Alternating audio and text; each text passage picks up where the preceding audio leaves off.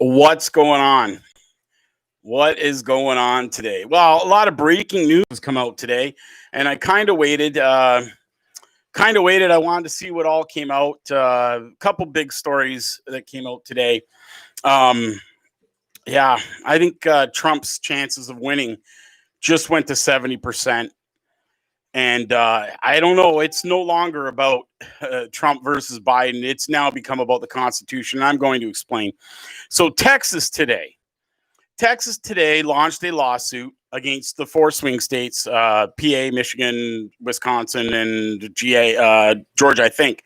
And basically, the crux of this lawsuit is that those states changed the rules at the last minute. Okay, they changed the rules, which makes it unconstitutional. So the basic argument here is that these other states, and Texas being the first, all these other states can sue. And what they're saying is, we followed the rules, you didn't. We went by the Constitution, you didn't. That makes it unfair to us, and we now have a right to challenge this election, which is brilliant. And now what's going to happen, and this is going to hurt a lot of lefties out there. Oh boy, this one's not good for you guys.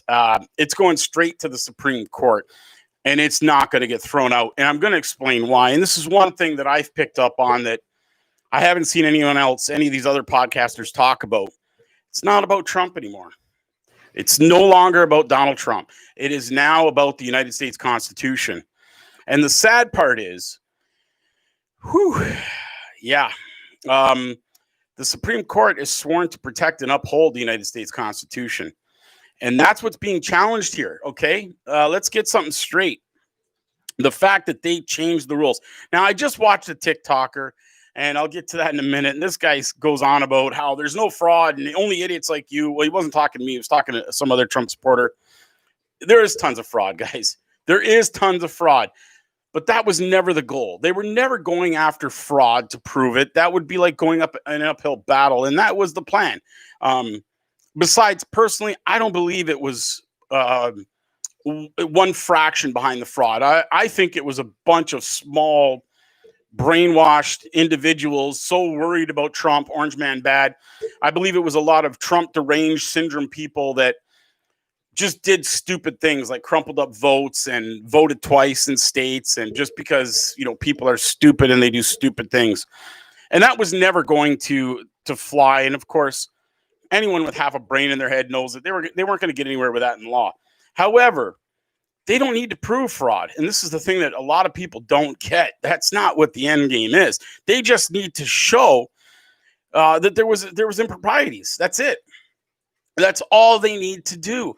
And then they just got to argue that it was unconstitutional. And what happened, for example, in PA, they changed the rules at the last minute.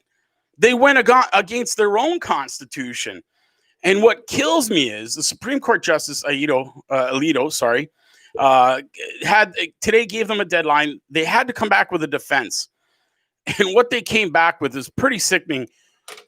To me, this is a threat. And I'm going to read this to you guys here. Bear with me. Because this to me, I'm reading this. This is their response here, and I'm going to read it. Petitioners, Kelly and others, asked this court to undertake one of the most dramatic, disruptive invocations of judicial power in the history of the Republic. No court has ever issued an order nullifying a governor's certification of a presidential election result, and for good reason. Now, this is where I take this as a threat. Once the door is open to judicial invalidation of presidential election results, it will be awfully hard to close that door again. The loss of public trust in our constitutional order resulting from the exercise of this kind of judicial power would be incalculable. Well, that's bullshit. That's complete bullshit. They're the ones who broke the Constitution.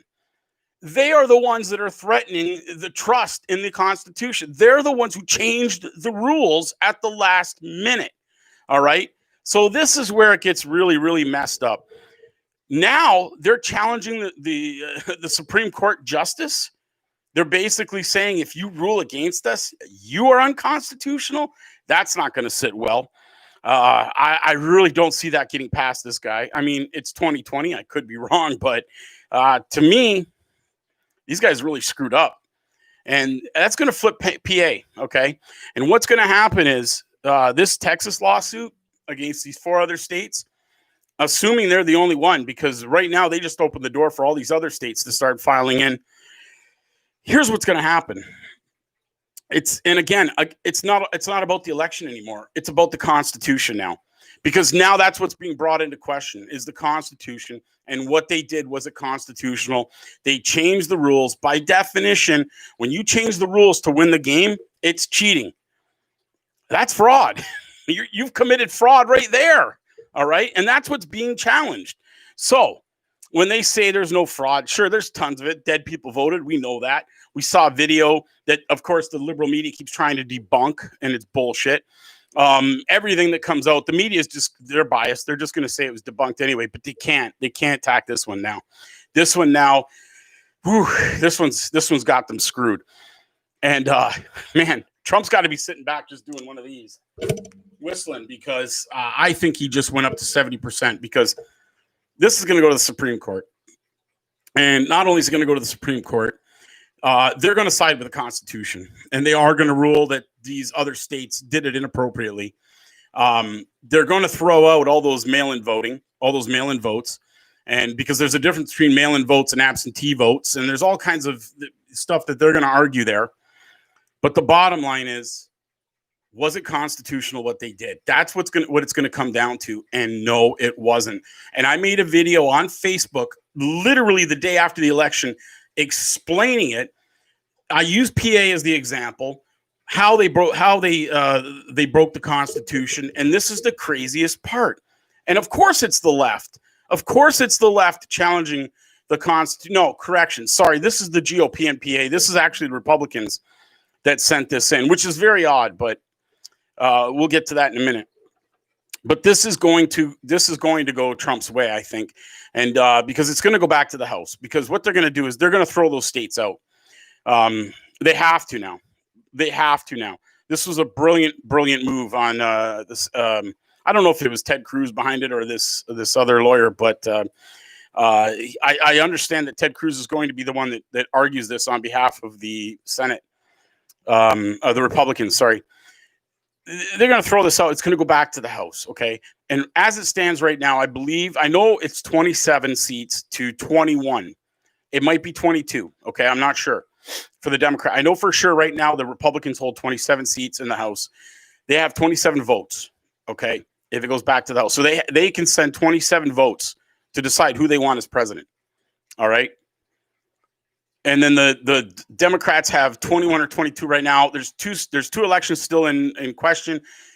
Even if they win both in Georgia, that gives them 2 extra seats. They're still outnumbered. Okay, so that means the only thing is they gotta either bribe 6 judges or bribe 4 delegates to get that vote, which could happen. I mean, the shit I've seen in this election, nothing surprises me. But that's really what it's come down to now. I'm giving Trump a 70% chance of winning this thing right now, just based on the fact that they screwed up. They screwed this up. They changed the rules at the last minute to allow this stupid, they don't even have to prove fraud. That's what these idiots don't get on the left. They're so stuck on we're gonna fight fraud, and they can't prove it, and they're never gonna be able to. They're not trying, dude. And I love when people go, Trump's lost 40 lawsuits already. And no, Trump only had 3. Sorry, that's Canadian 3. I'll do the American 3. Trump only had 3 lawsuits. This one's not even his. This one's the state of Texas is suing these other states. And because Texas is suing these other states, it goes straight to the Supreme Court of the United States. And this, remember what they did to these judges, okay? Remember what they did to these judges. Remember what the Democrats did. Ruined these judges' lives. Accused one of rape. Dragged him and his family. Embarrassed the shit out of him. Took a mother who happened to adopt some kids from Haiti and played her out as a racist because she adopted Haitian kids. Like, the Democrats are completely fucked. And there was the one judge, the black judge. Yeah. What did Biden say? What did Biden do when he tried to get him elected? And he kind of, Well, we know Biden's a racist. And if you don't know that by now, it's because you're stuck watching CNN and nothing else. Because if you're anywhere online, there's videos everywhere of him being racist, simply just saying racist things. They're all over the place. So it's going to be very interesting coming up. But, you know, stranger things have happened. But I'm giving it to Trump. It's over. I mean, unless something comes along, like I said, 70% to Trump. Like this just got really interesting. But anyway, guys, I'm the Great Canadian Asshole. If you like what I got to say, my insight, I do find that I do give a little bit of a different opinion, especially up here in Canada. I'm the Great Canadian Asshole. Please like, subscribe, share my videos. Please help me get the word out and build an audience.